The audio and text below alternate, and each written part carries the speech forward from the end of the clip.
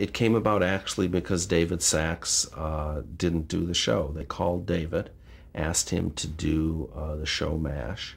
And Gene Reynolds is very crusty. Gene Reynolds is great. He was a great guy to work with. I mean, he was a child star.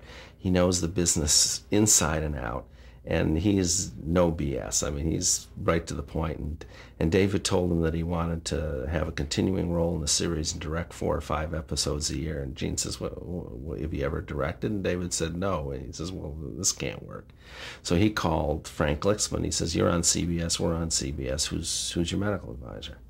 And that's how Gene called me up. And I had a meeting with Gene, and we hit it off because he and I are both very straight talkers, and we just sat down. He says, here's what I need, and I said, yeah, I can do that, no problem. I loved working with him.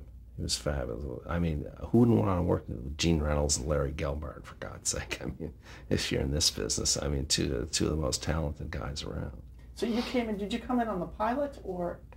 Yeah, right from the beginning, because I remember driving out to Hidden Hills, California with Larry Gelbart he had a white Rolls Royce that he brought over from England. He had been in England for several years because it was a right-hand drive, that's how I remember.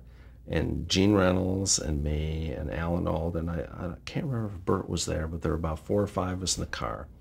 And we drove out to Hidden Hills to meet with this doctor who had been in Korea. And he was a doctor at a hospital that I worked with. And he had taken a bunch of 8mm film of his MASH unit in Korea, which he had heretofore never shown to anybody because the time was so painful to his wife that she would never watch the films. So I said, would you please let us see him? It was the first time his wife saw him. She sat and watched him with us. And the film was all about the camp and the MASH unit. So a lot of the sets were based on his film. The swamp, the officers club, all these kind of things.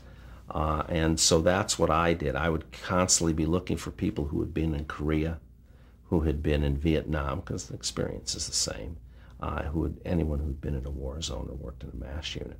So yeah, I started right from the beginning and went all the way to the end.